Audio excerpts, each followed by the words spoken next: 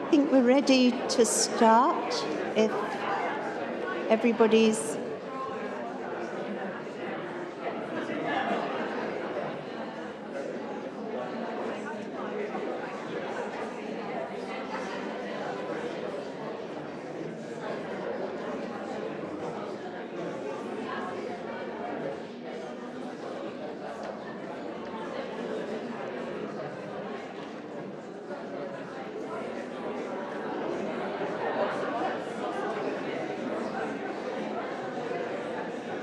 So, ladies and gentlemen, do come in and take a seat, please.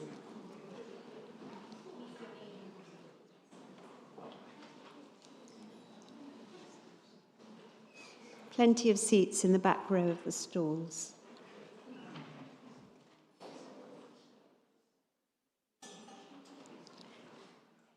Distinguished guests, friends, clergy from our local parishes and beyond, representatives from many different faith and other communities from across London, members and friends of the LJS, it is deeply moving for me to stand before you this afternoon, welcoming you to the Liberal Jewish Synagogue's multi-faith Chanukkah celebration.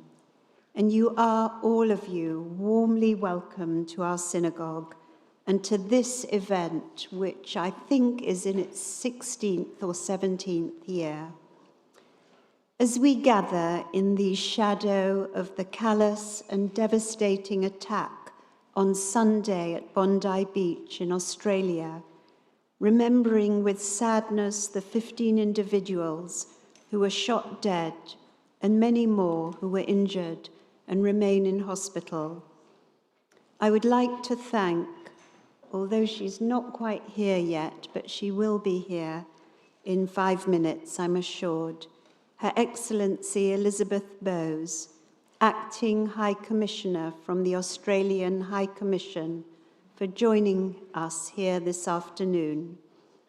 And I'm mindful that her presence is significant and means a great deal to all of us, as your presence is significant, knowing that as much as the Jewish community has been bereaved, hurt, and deeply shocked, the Australian people have also felt wounded and traumatized by the shattering events of Sunday evening in an iconic place of warmth, friendship, and peace.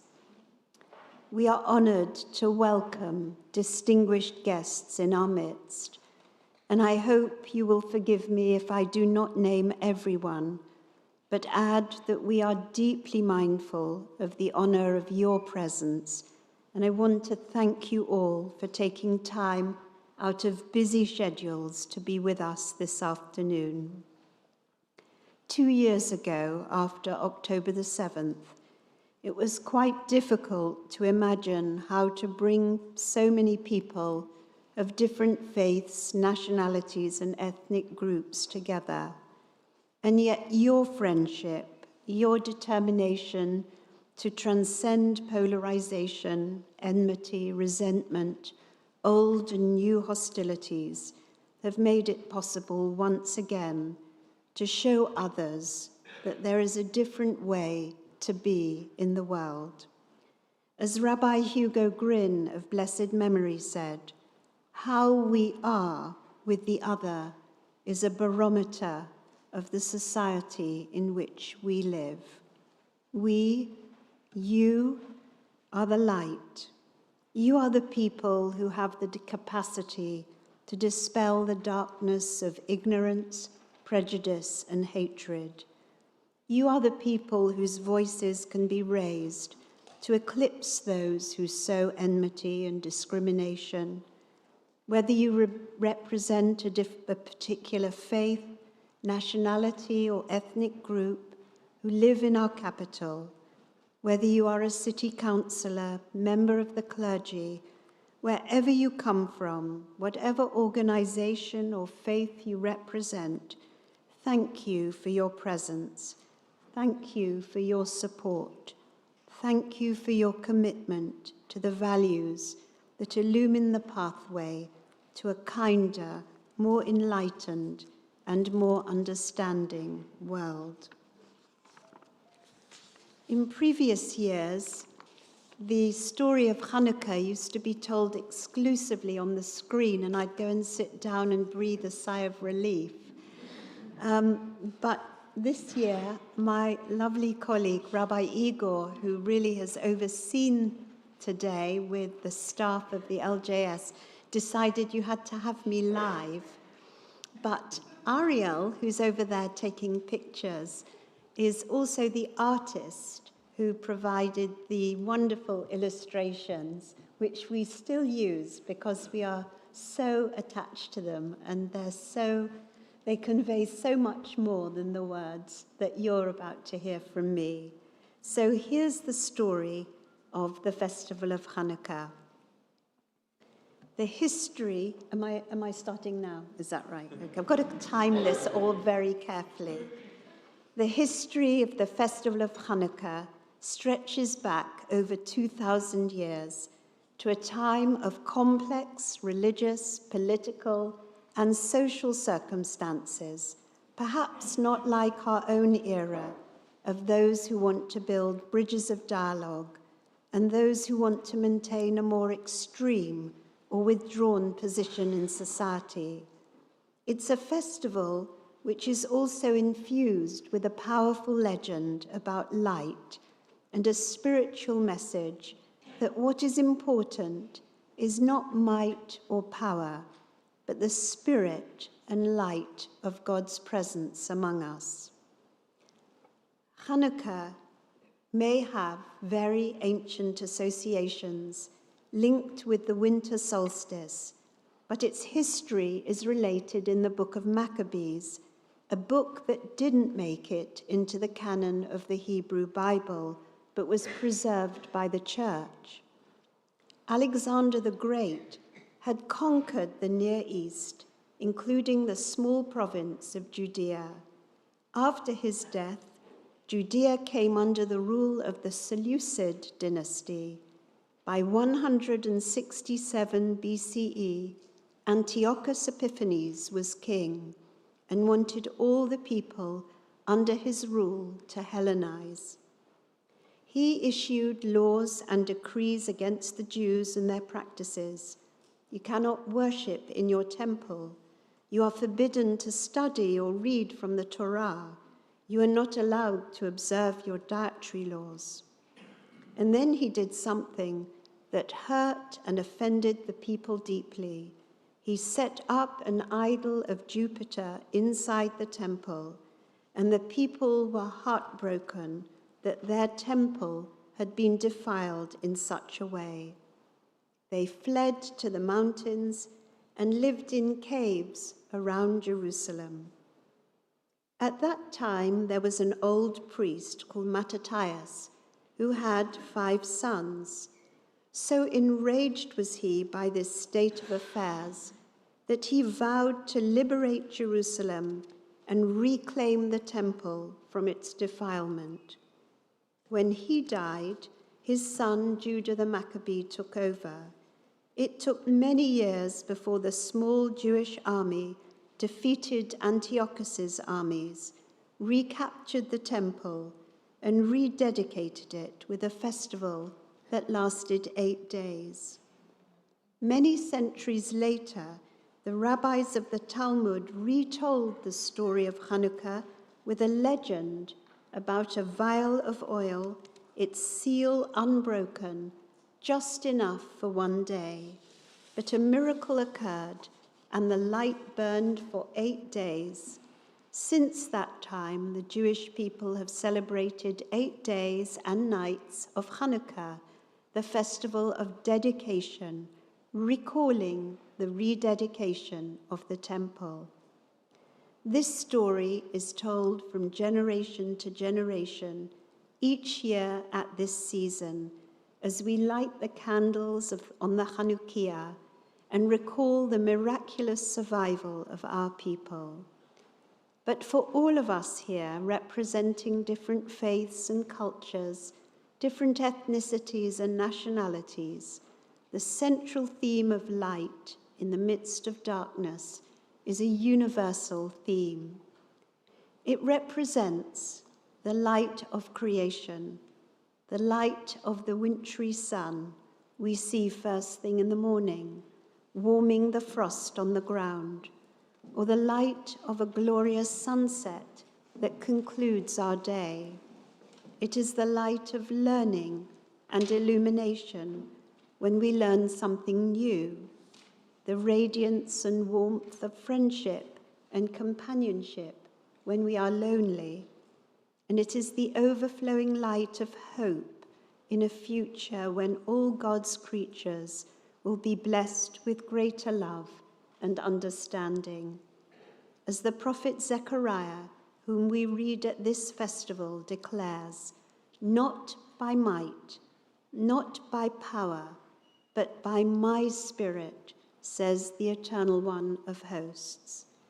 Let us cling fast to that message, that it is not military might or power that will create a better world, but the light and spirit of God's presence in our midst, a presence that inspires us towards love and compassion, towards justice and peace.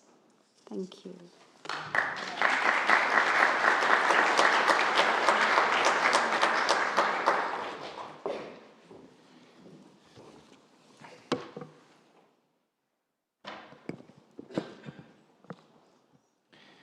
One of my favorite moments in a film comes from a classic Fiddler on the Roof. In it, the Tevye main character gets caught between two people arguing. One person storms in and makes the passionate case. Tevye listens and says, "You are right." Then the other person comes in and with the opposite argument. Tevye listens to the other person too, as seriously as to the first one, and nods again and says, "You are right." A bystander listens to all of it and says, "Tevye, it's impossible. They cannot both be right." Tevye thinks for a moment, looks at the bystander and says, "You are right." This year, the theme for this event is Hebrew ilu ve'ilu. These and these are the words of the living God. This quote comes from the Babylonian Talmud in the context of a long-running debate between two schools, the school of Hillel and the school of Shammai, frequent opponents in the recorded Talmudic discussions from around the turn of the era, 1st century BCE to the 1st century of the Common Era. After years of one such dispute, a heavenly voice declared, "These and these are the words of the living God." For me, this story means that two people can disagree and still both be expressing something true and holy. Honest arguments done with respect aren't a threat to faith. They are part of how we discover wisdom. Even though in this particular story, rabbis eventually chose one particular way to act, the other view is still valued, recorded, and respected.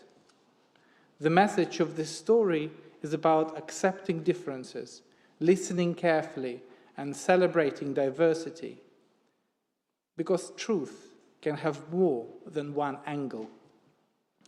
In a world where differences are often used to divide us, we have gathered here to celebrate diversity as something positive or even divine. In a few moments, we will hear from representatives and leaders from 6 different faiths about what makes each of them proud to be a part of their own faith and tradition. I asked each of them to share what they value most in their faith and what gives them pride in their tradition. Together, we are going to celebrate diversity and learn from our differences. Each speaker will have about 4 or 5 minutes. Our hope today is to start conversation and spark understanding among people of all faith and none during these difficult times. Before I'm going to introduce the speakers, I would like to invite all people who consider themselves youth to join Rabbi Lily. Rabbi Lily will run a separate program, and in about 25 or 30 minutes, when all the speeches will be done, you will return to the sanctuary and become a part of our celebration.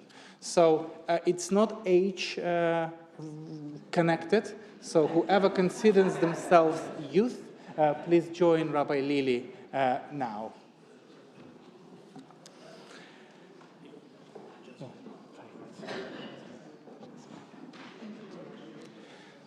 So now I'm going to do short introduction to all 6 speakers. Full version of their biographies, of their stories, can be found in the booklet that is shared between 2 or 3 people in the congregation. So first of all, before I introduce speakers, I would like to say that the Imam Dr. Syed Rawazi, the Director General and Chief Imam of Scotland, sends his apologies for not being able to give his contribution due to catching the flu virus and not feeling well enough to join us on Zoom for this event. Dear Syed, if you are watching this online, we wish you a speedy and full recovery. So the first speaker will be Reverend Dr. Anders Bergquist, Vicar of St. John's Wood Church. Anders has been a vicar of our local church since 2002. Dear Anders, you have been a very good friend of our community for many years and a source of inspiration to so many people around you. Your deep knowledge and dedication to dialogue have been exemplary. And I will say for myself, but I'm sure it is shared by many of us here, that when you retire and move to Italy next June, you will be greatly missed. And I hope you will be able to visit us from time to time. The second speaker is Jasveer Singh. He is a prolific activist within the British South Asian community. He is a co-founder of South Asian Heritage Month. He is a trustee and patron of several regional and national charities within the faith and minorities sector, including City 6, the Kaleidoscope Trust, and Faith Forum for London. He was awarded an OBE in 2017 and a CBE in 2023 for his extensive community work. We are very grateful for you to be with us today. The third speaker will be Veena Jagpal, Events Coordinator and Secretary at Hindu Cultural Society. After a long and rewarding career in finance, Veena retired 2 years ago and has since dedicated her time to meaningful community work. Earlier this year, Veena was honoured to receive an award at the UK House of Commons for her community contributions. Janil Shah.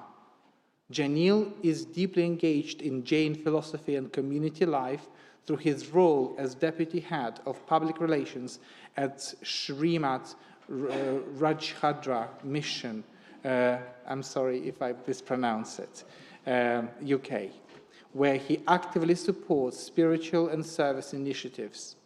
Janiel's commitment to interfaith dialogue stems from a desire to foster compassion and understanding across communities. Rusbe Hodiwala is a PhD candidate at the School of Oriental and African Studies, University of London. He currently serves as an interfaith officer on the managing committee of the Zoroastrian Trust Fund of Europe, the oldest established religious voluntary organization in the UK of South Asian origin.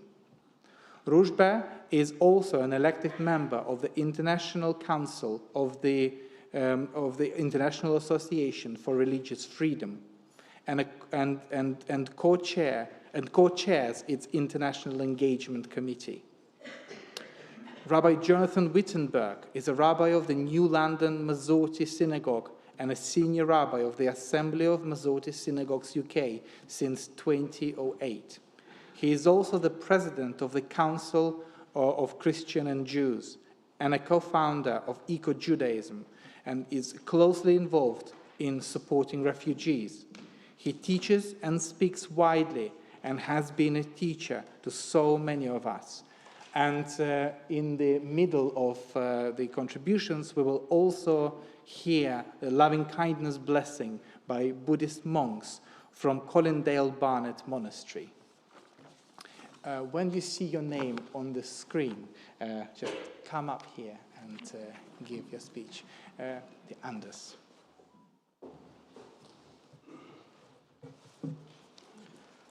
Before I say anything, I just want to say that I'm always made very welcome in this place, and I try not to take that welcome for granted. And I think that when you consider the horrors of Bondi Beach or Manchester earlier, it is exceptionally gracious and generous and good of you to invite us into your home like this. So from the bottom of our hearts, thank you. Just talk for 5 minutes or so, well, not more than 5 minutes, says Igor, about why you're proud to be a Christian. This is a deceptively simple question. It's like one of those exam questions that looks simple enough on the surface, but when you start to think, it becomes a bit tricky. Or to vary my image in honor of a venue next door, it's like a friendly delivery coming down the pitch towards you, but you realize that it's fizzing with spin. What makes me proud to be a Christian? Well, in my tradition, pride is one of the 7 deadly sins. And then I belong to a part of the Christian church, the Church of England, which over the last couple of generations has made rather a specialism out of self-deprecation. But let me attempt what makes me glad to be a Christian. And then immediately I'm into another difficulty, because no one is an individual Christian. Together, we Christians all form a body, the church, which in one aspect is Christ's mystical body, but in another is an institution in history.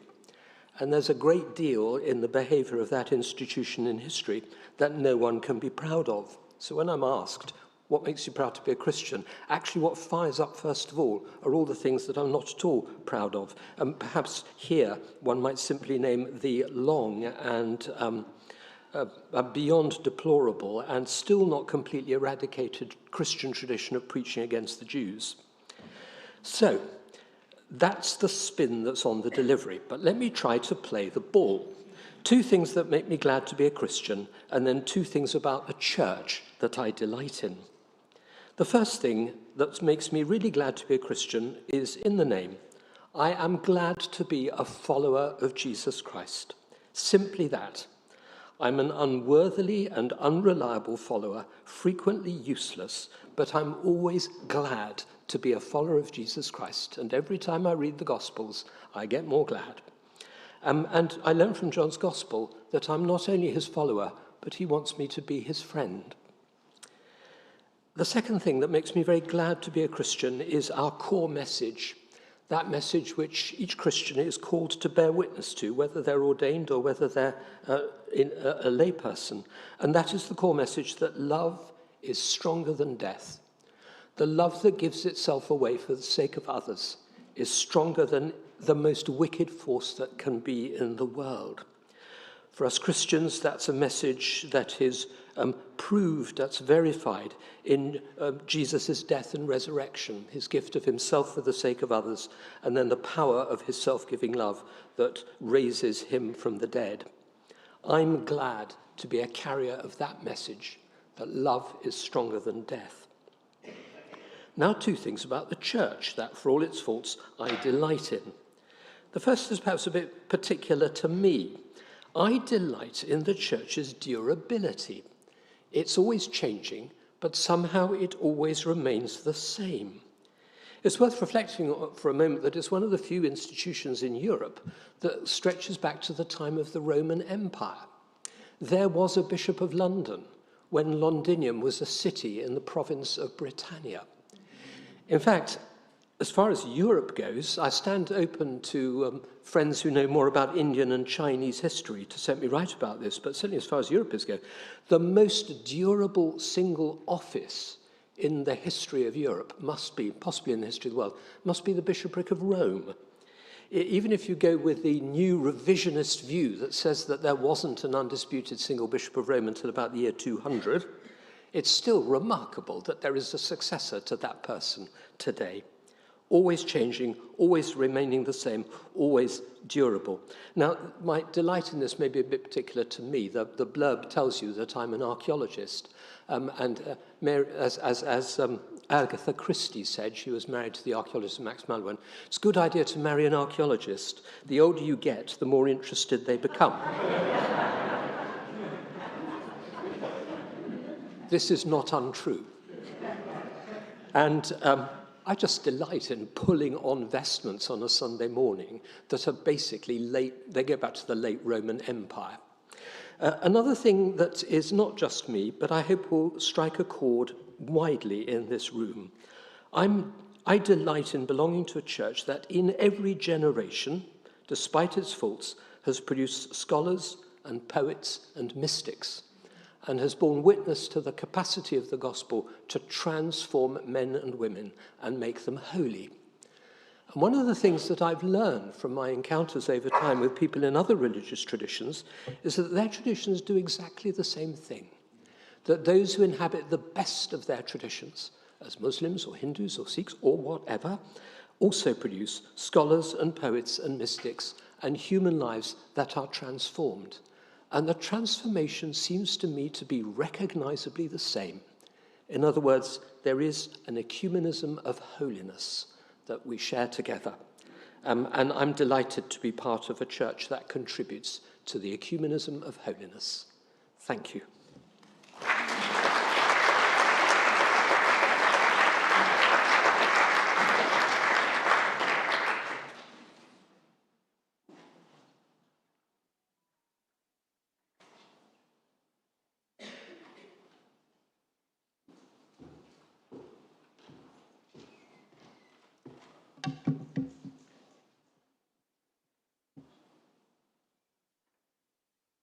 Well, good afternoon, everyone, and it's always a pleasure to be at this particular synagogue. I think this was one of the first synagogues I ever went to as a guest, and I always feel, as has already been said, just particularly welcome here. So thank you for hosting this interfaith event today.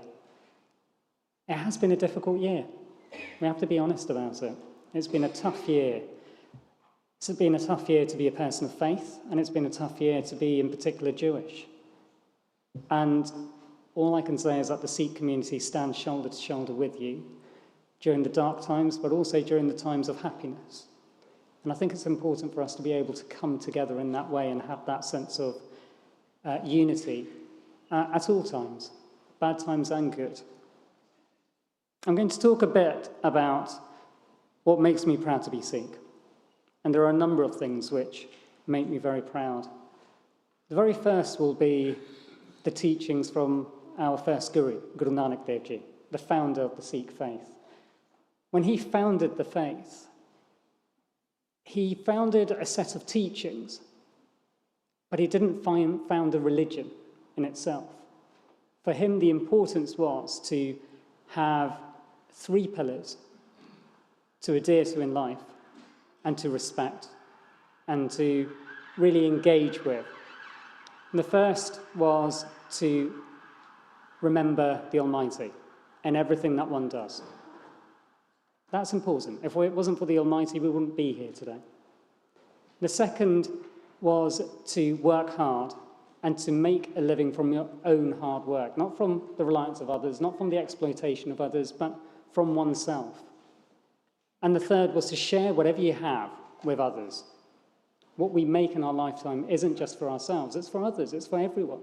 And we all need to be in a position where we can benefit from that. One of the stories of Guru Nanak that really inspires me is the story of when he passed away. And the story goes that he came to the end of his life.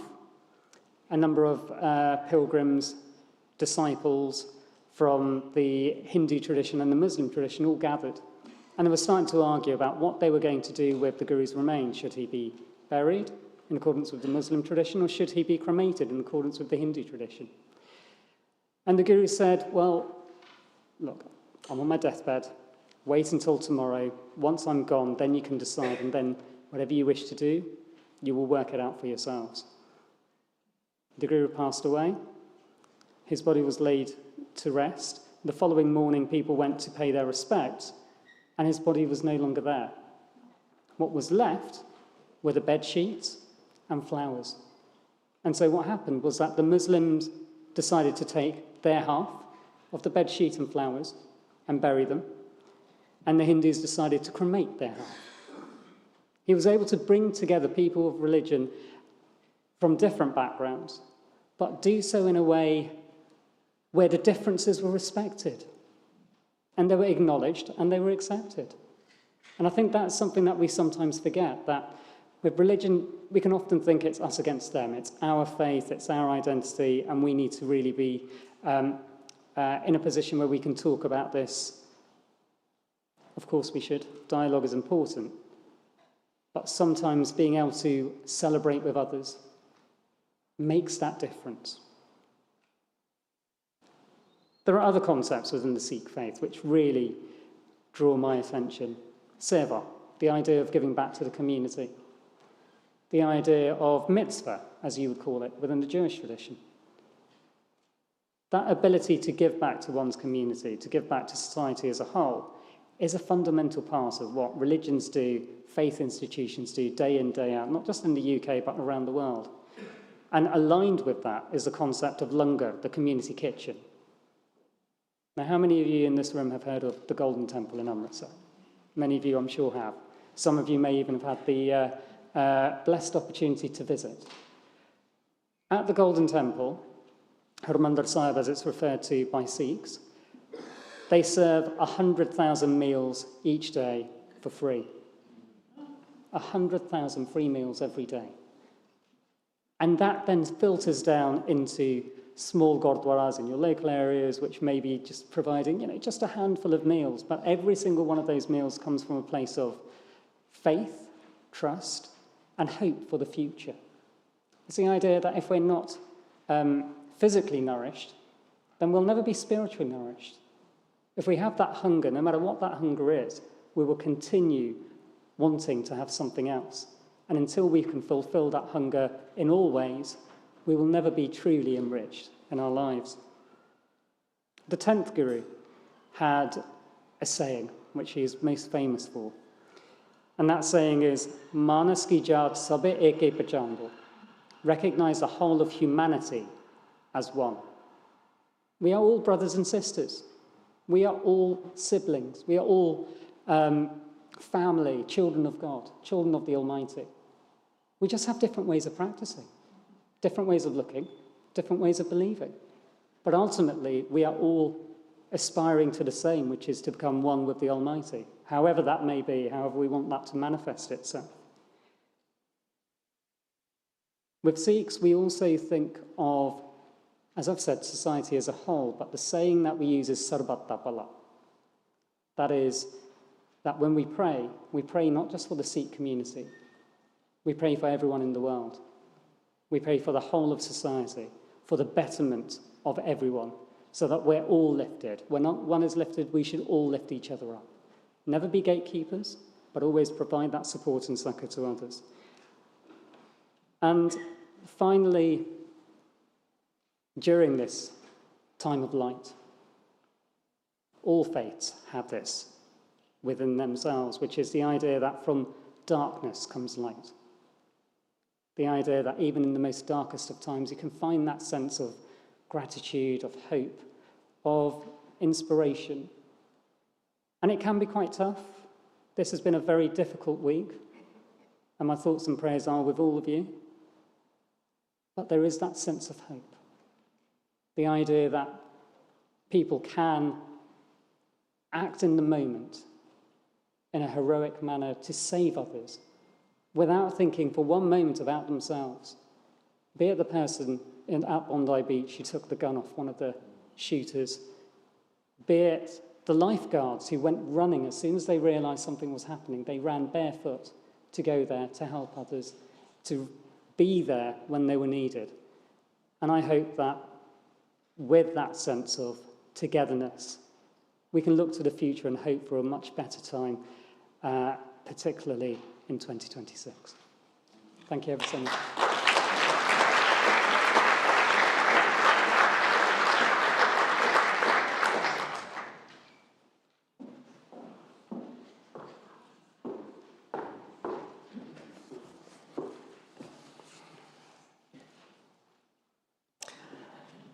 Dear friends, good afternoon and namaste. It is a pleasure to stand before you today. My name is Veena Jagpal, and I'm proud to be a Hindu. I'm honored to share not only my personal journey, but also the story of our community and the values that continue to guide us. So, understanding Hinduism, a way of life. Hinduism is often described as one of the world's oldest living traditions. It is not a single doctrine or a single book. It is a vast, diverse family of philosophies, practices, and ways of life that have evolved over thousands of years. At its heart are profound concepts: the Brahman, the ultimate reality; dharma, righteous living; karma, which is cause; and phala, which is effect; samsara, the cycle of reincarnation; and moksha, liberation, the ultimate spiritual goal. Our sacred texts, the Vedas, guide us with wisdom that remains relevant even today. We worship many deities: the Brahma, Vishnu, Shiva, Devi, each representing different aspects of the divine. Hinduism teaches us to live with balance, compassion, and awareness. Through yoga, meditation, and daily spiritual practice, we cultivate inner peace and harmony. It is often said that Hinduism is not just a religion, it is a complete way of life. Blending culture, philosophy, and spirituality into one continuous journey. My journey from Kenya to Finchley. So my own journey reflects the story of many families who came to the UK in search of opportunity and stability. I arrived in Finchley, London in 1967 from East Africa, Kenya. I began my schooling here and adjusting to a new culture, a new climate, a new way of life. Like many immigrant families, we worked hard to build our future. I later joined Midland Bank, now known as HSBC, in Finchley Central. Over the years, I worked across various North London branches, meeting people from all walks of life. After a long and fulfilling career, I recently retired, and my commitment to community life has only grown stronger. Today, I serve as the Secretary of the Hindu Cultural Society in North London, which is based in North Finchley. The society was established in 1974 at a time when the Hindu community was still finding its feet in this country. Our centre was inaugurated by our local MP, Margaret Thatcher, who later became the Prime Minister of the United Kingdom. The society was created with a clear purpose to promote and preserve Hindu religious culture and community values. So in the early 1960s, 70s, many immigrant families felt a deep need for a shared space, a place where they could gather, worship, celebrate festivals, and pass on their traditions to the next generation, like myself. This was especially important for our children, who were growing up in a new cultural environment and needed connection to their roots. Over the years, the Hindu Cultural Society has grown into a vibrant hub of activity. Our core work includes providing a central place of worship, offering priests to perform religious ceremonies, celebrating major festivals such as Diwali and Holi, supporting the elderly and engaging in seva, or charitable service. I think my previous colleague, he mentioned seva as which is really, really important to everybody. Organising classes in traditional arts, music, dance, yoga, and meditation. This year, we proudly celebrated our 50th anniversary, a milestone that reflects the dedication of our volunteers, our elders, and every member of our community.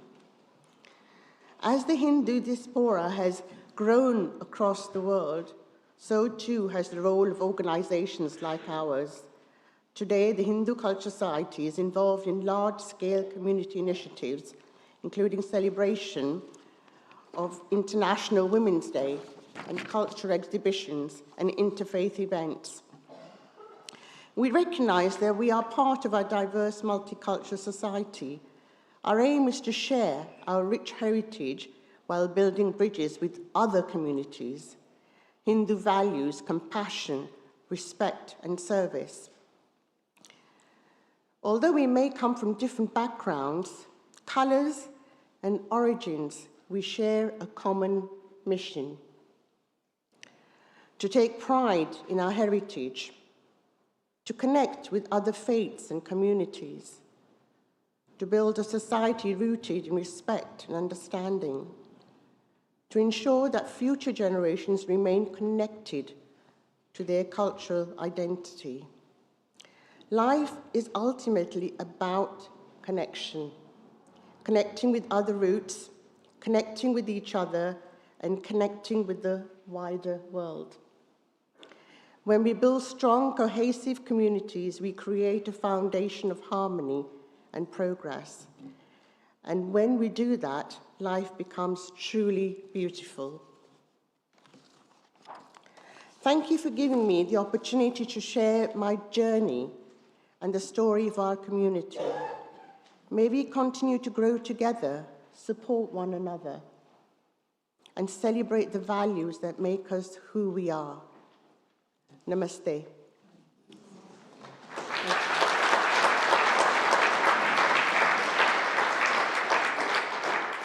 One last point. I'm truly honored to be here today, and thank you. I'm here for the very first time, and I'm very, very grateful for being here. Thank you.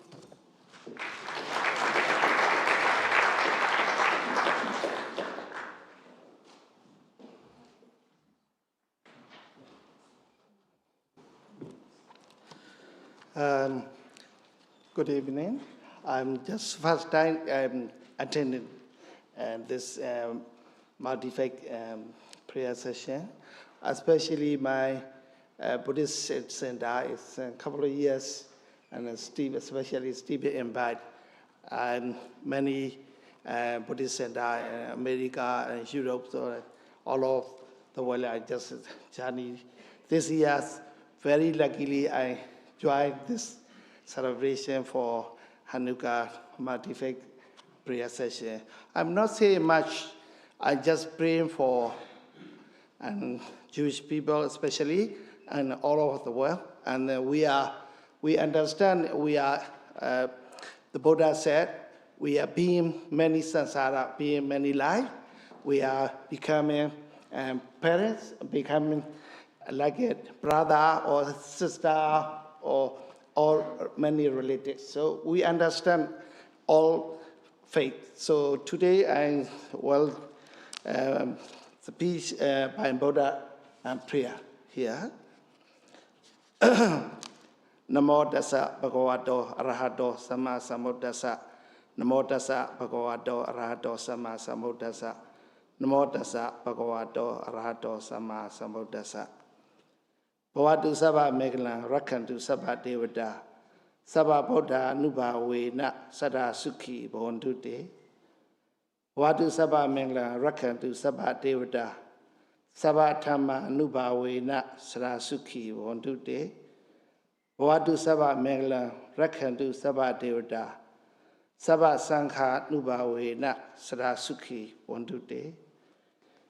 May there be all blessings. May all deities give him protections. By the power of all Buddhas, may all be happy. May there be all blessings. May all deities give him protection. By the power of all Dhammas, may all beings be happy. May there be all blessings. May all blessings give him protections. By the power of all Sanghas, may all beings be happy. Sadhu, sadhu, sadhu.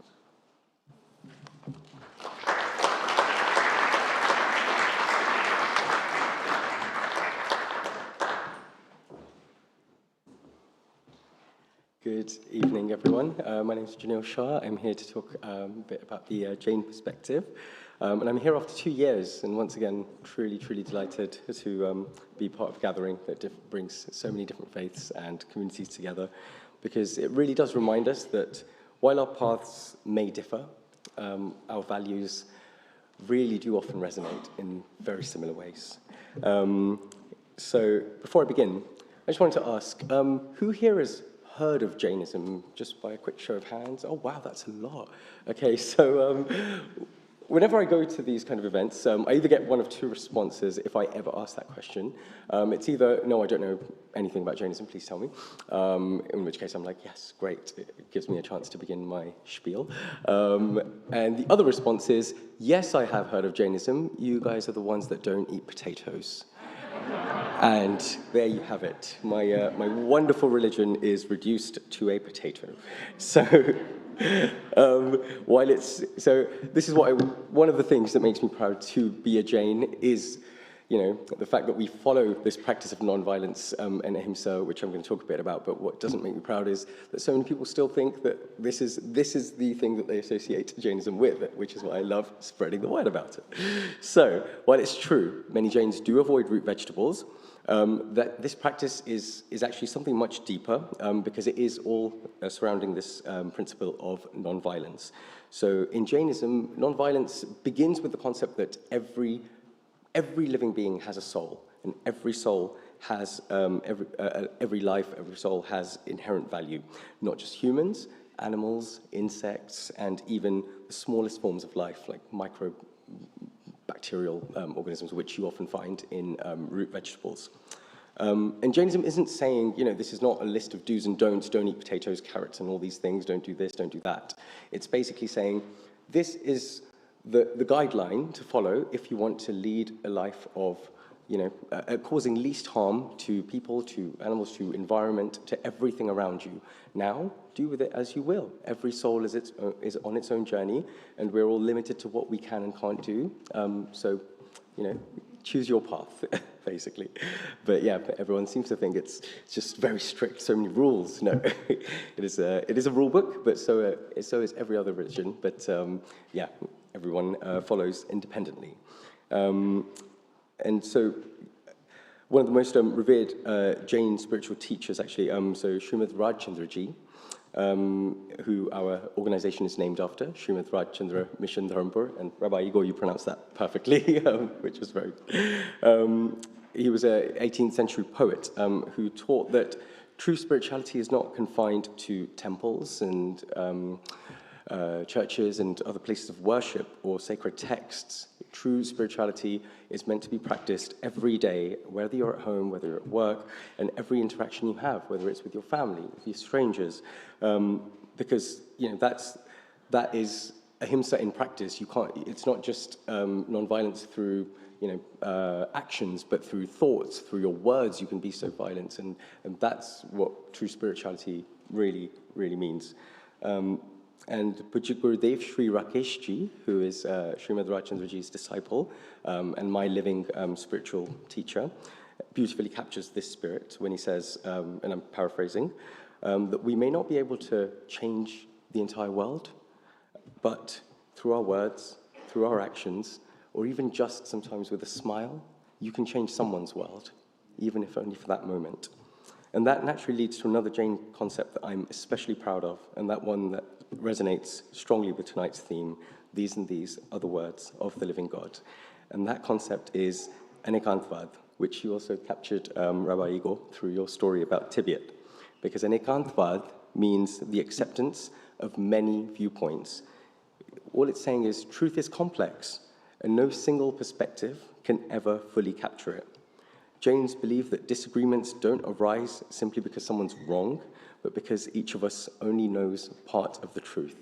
And this well-known story we have, which I grew up listening to, that illustrates this really well, where a group of blind men are asked to describe an elephant, and one touches the leg and says, "Oh, this is a tree."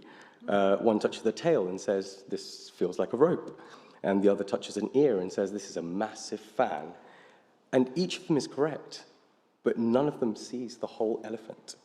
And the problem begins when each person starts insisting that their partial truth is actually the entire truth. So, and Anekantvad is not asking us to abandon our beliefs, it asks us to hold them with humility. It asks us to recognize that others may also be holding different pieces of that same reality. And one simple Jain prayer, which I'll finish with, captures this spirit beautifully. So I'll say it in the original language first and then translate it. Kame mi savva jive, savve jiva kamantu me, mitti me savva bhuve su, veram majjam nakene. And this means, I forgive all living beings, and may all living beings forgive me. May there be friendship with all and enmity with none. And that only happens when we listen to each other like this and when we understand each other. And we may be the people that don't eat potatoes, but I hope next time you meet a Jain, we go beyond that concept of potatoes and recognize that, and this is one thing I'm deeply proud of, that we are a tradition that believes that every life has a soul, every soul has value, and truth is bigger than any single viewpoint. Thank you so much for your time.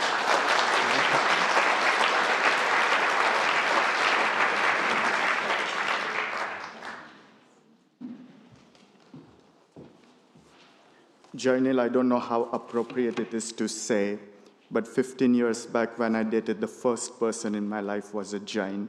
And the first time I went to a Subway and had the sub was a Jain sub. And I cannot complain, it was delicious. So potatoes is not an issue.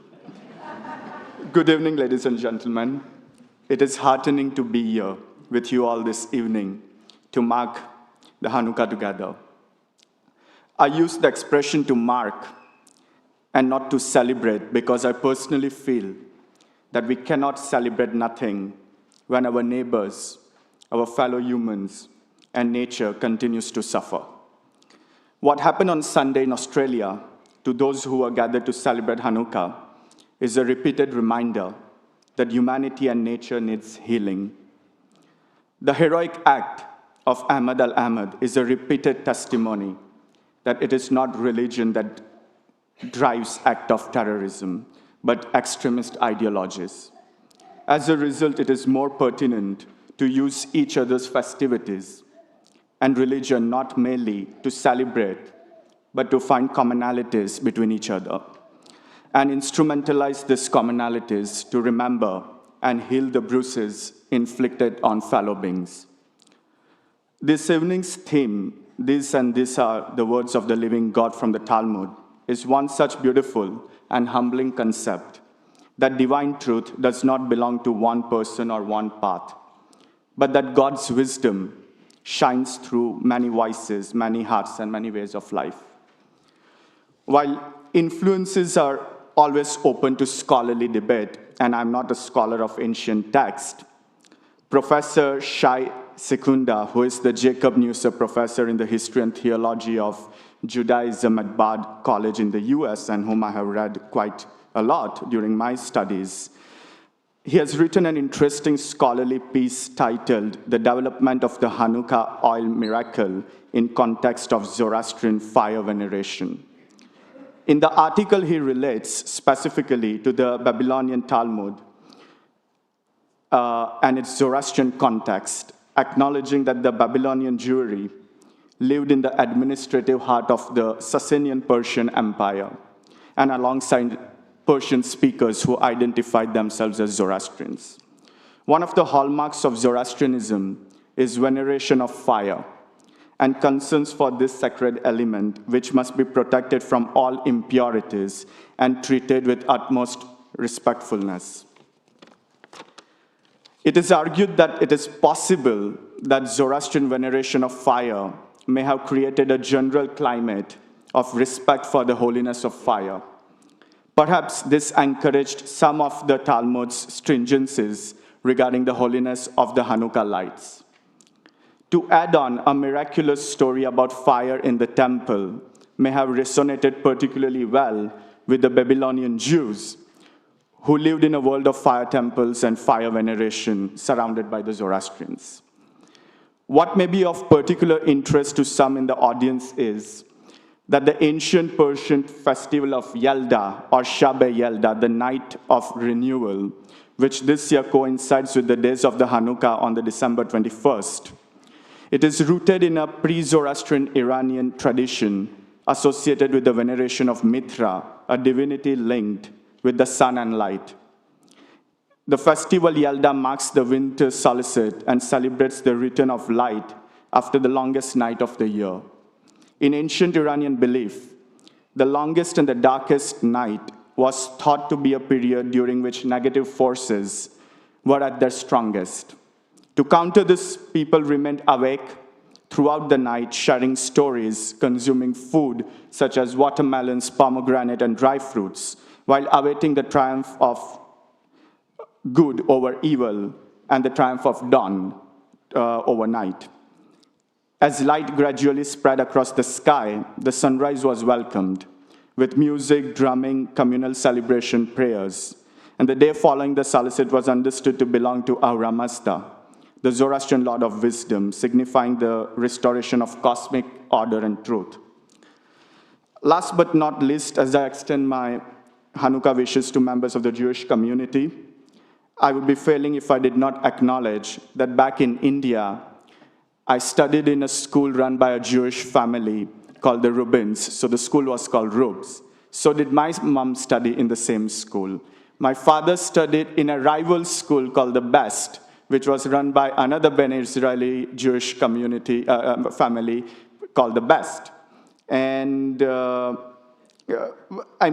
me, there is still a Zoroastrian fire temple in the old part of the city in Ahmedabad, where I come from, where we recently had the unfortunate plane crash.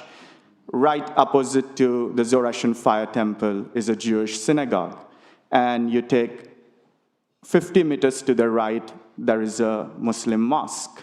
And you take 100 meters to the left, and there is a Hindu mandir, a temple, and you just go another 500 meters, and there's a Jain derasa. So that is where I came from, and I think that it is very essential that I always tell people I came to this country in 2016 for my master's and then for my PhD in 2019. However, I did have friends, colleagues from different faith groups, but we never really visited each other's place of worship to celebrate each other's festivities. Out of tourism and touristic adventurism, we did go to temples and other places. We never had school visits going to each other's place of worship, and never something like this. I mean, I was introduced to the discourse of interfaith dialogue by my mentor when I was probably 19 years old in India, but none of my colleagues, born and raised in India, even those who are staying over here, are acquainted with this culture of interfaith dialogue. And I think that it is very essential that more and more, I mean, I know that a lot of you, or probably all of you, may have not even visited the Zoroastrian Fire Temple in London. But this is exactly what we require in today's time, to go to each other's place of worship, to join their festivities, and to find the commonalities that we share. Thank you very much. Thank you very much for having me.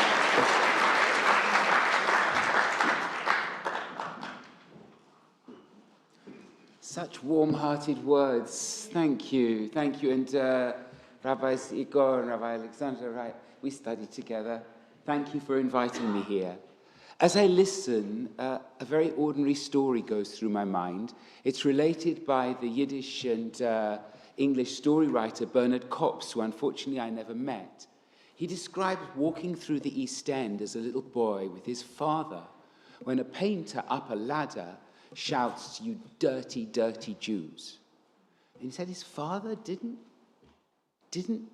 respond with temper. He simply looked up and said, "Why are you angry?" And the upshot was that the painter came home for tea. I think about this story and relate it to Chanukkah and a saying of one of my favorite Hasidic teachers. He died in 1905, Rabbi Yehuda Aryeh Leib of Ger, near Warsaw, who begins his Hanukkah teaching by saying, quoting from the Bible, "The soul of every human being is a light from God." And what Hanukkah is about is uncovering and recognizing the presence of that light in every human being, including those we might be angry with, harbor prejudices about, or even desire, God forbid, to eliminate from the earth. That's an act of great courage and insight. He then asks, what enables a person to see that light in times of trouble, rather than the destructiveness of the human spirit that's all around? And he says, it's the capacity to see beyond the surface and to the depths of soul that lives in everything, every human being, of every faith, every tree, every animal, every potato. And then he goes on to say, and if we find that light and we light it on the Chanukkah, as we shortly will, can one light one candle from another, or do you have to use a servant candle to light them all? And he says, well, you can light one candle from another. And this is what's been happening here. That the depth of our shared commonality and faith illumines that in each other, until we find that the light is not confined, but actually spread throughout all things. A light that's too often hidden. But I love my Judaism, and I also very much appreciate learning from other faiths, because it tells me to seek that light everywhere. Thank you.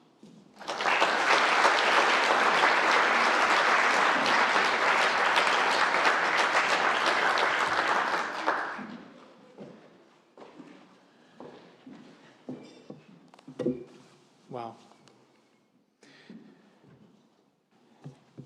The Bernard Kopps, who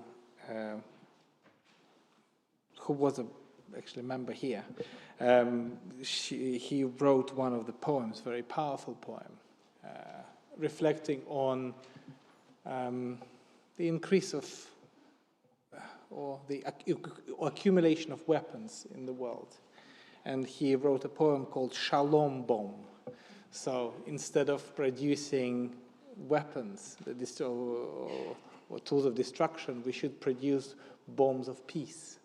And peace should explode, not anything else. So what did we learn today? We learned today to be wholeheartedly loyal and devoted to your people, culture, tradition, and faith. Love, we learned that love is stronger than death and hatred. That accumulation of holiness is something that we can see and practice every day. To remember God, your source and your roots. To work hard. Share what you can. Give back to your community and society. Ability to bring together people from different backgrounds. Recognize all humanity as one. The value of righteous living, of devotion, aspiration towards spiritual. Being a part of a diverse multicultural society. At least try to take the principle of non-violence as our daily activity. We may not be able to change all, but we can change someone's world. Truth is bigger than any single worldview. We do not and must not live in segregated communities. Just as Hanukkah is probably the meeting point between Jewish and Zoroastrian people, we must not be afraid of dialogue. You don't need to go 50 or 100 meters today to the left or to the right to find representatives of different faiths. You can find them here. And I hope that after we light the Hanukkah candles, we all can stay for tea and talk to each other. Because capacity to see beyond the service of everything is more important than being in our little bubbles. Not by might, not by power, but by asking, why are you angry? Is sometimes peace is made. We are now going to conclude this event by lighting candles. And for that, I would like to invite a few guests to... We have 4 candles. I know you see 5, but the first one is just a servant candle that helps others to shine. And I would like to invite our 4 guests. One is Elizabeth Bowes, to our Australian High Commissioner, and it means enormous amount for you to be here with us today. Councillor Paul de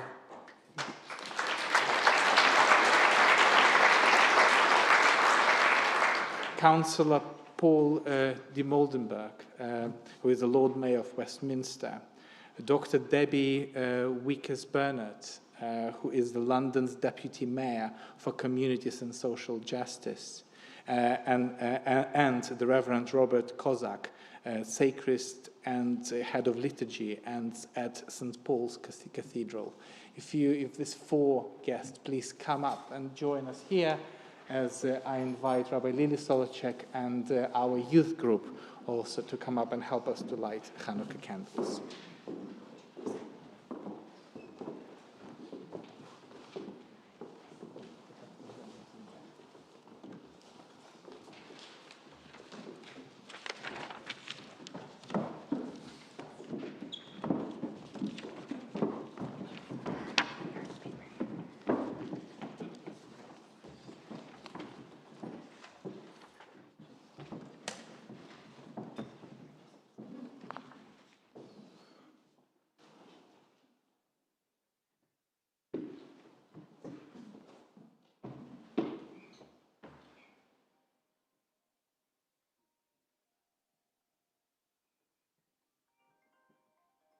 Please join me in the blessings for Hanukkah.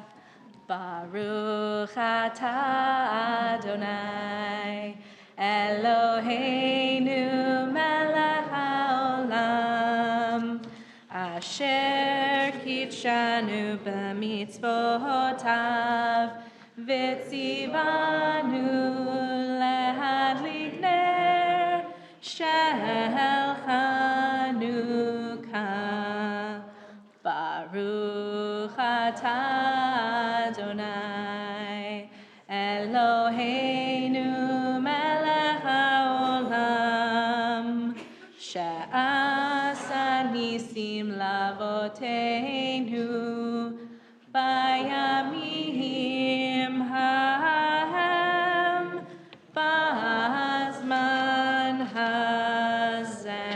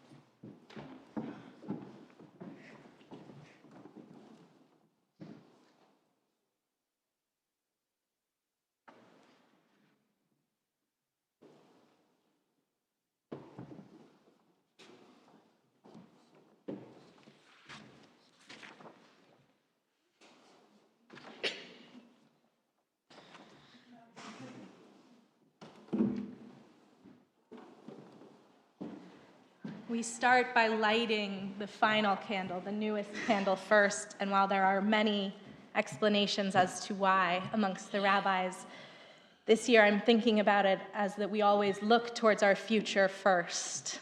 Even as we look back on our past and remember the nights that have gone by, we are looking with hope towards what is to come. Please join me in singing Hanerot Halalu. Hanerot halalu anachnu madlikin, Hanerot halalu anachnu madlikin, al hanisim ve'al haniflaot, ve'al hateshuot, ve'al hateshuot. We kindle these lights in remembrance of the wonderful deliverance you performed for our ancestors. During all 8 nights of Chanukkah, these lights are sacred. We are enjoined not to use them, but only to gaze upon them, so that their glow may move us to give thanks for your wonderful acts of deliverance. For our closing song this evening, I've had the blessing of working with our youth who are here, and we invite you to join us in singing the 3 verses of Light One Candle that you are familiar with, plus debuting a brand new verse created by this lovely group here. Come stand close. Light one candle for the Maccabee children. Give thanks that their light didn't die. Light one candle for the pain they endured when their right to exist was denied. Light one candle for the terrible sacrifice justice and freedom demand.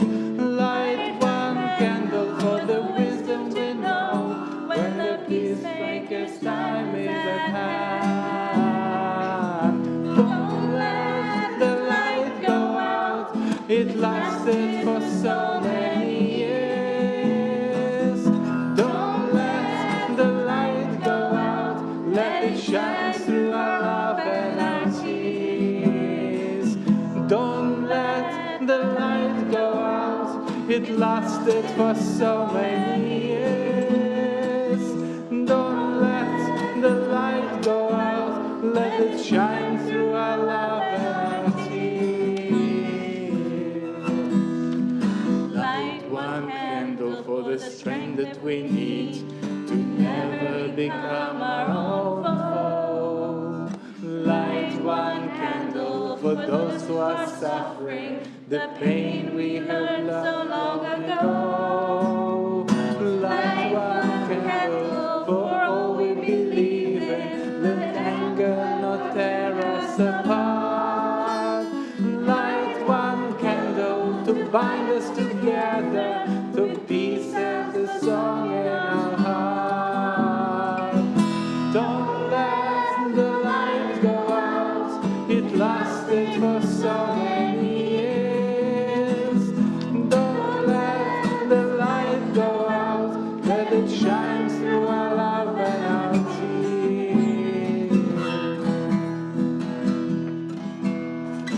What is the memory that's valued so highly? We keep it alive in the flame. What the commitment to those who have died? We cry out they've not died in vain. We have come this far, always believing that justice will somehow prevail. This is the burden, this is the promise, and this is why we will not fail. Don't let the light go out, it lasted for so many years. Don't let the light go out, let it shine through our love and our tears. And the next stanza is written by our multi-faith youth group today during the speeches. Light one candle for a peaceful world, for everyone to enjoy. Light one candle for everyone to matter, for the world we love to be good. Light one candle to celebrate our differences and come together as friends. Light one candle for the world to rebuild, spread hope and love for everyone. Don't let the light go out, it lasted for so many years. Don't let the light go out, let it shine through our love and our tears. Don't let the light go out, it lasted for so many years. Don't let the light go out, let it shine through our love and our tears. Don't let the light go out, don't let the light go out, don't let the light go out.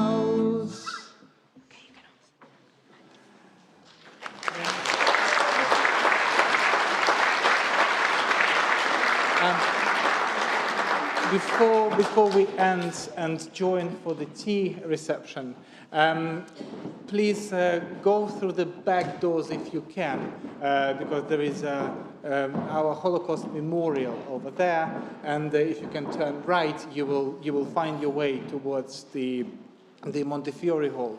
And when you leave, please make sure that you congregate and have conversations inside the building. Once you left the building, please, this is the announcements for our security team. So do not congregate outside the building, and this is important. And thank you so much to all of you. It has been such a heartwarming. It's been such a heartwarming to see so many of you attending. It is important, I think, to all of us to know. And if I may please ask all candlelighters and speakers to stay for a photo. Thank you. Thank you. What I also forgot to mention, that for those of you who would like a tour of the sanctuary, please stay in your seats, and because Rabbi Alexander Rai, the senior rabbi of the synagogue, will give you a little explanation of what you can see in the synagogue. So if you would like a little tour, please stay. Don't worry, we will keep some donuts and latkes and fruit for you, they especially aside.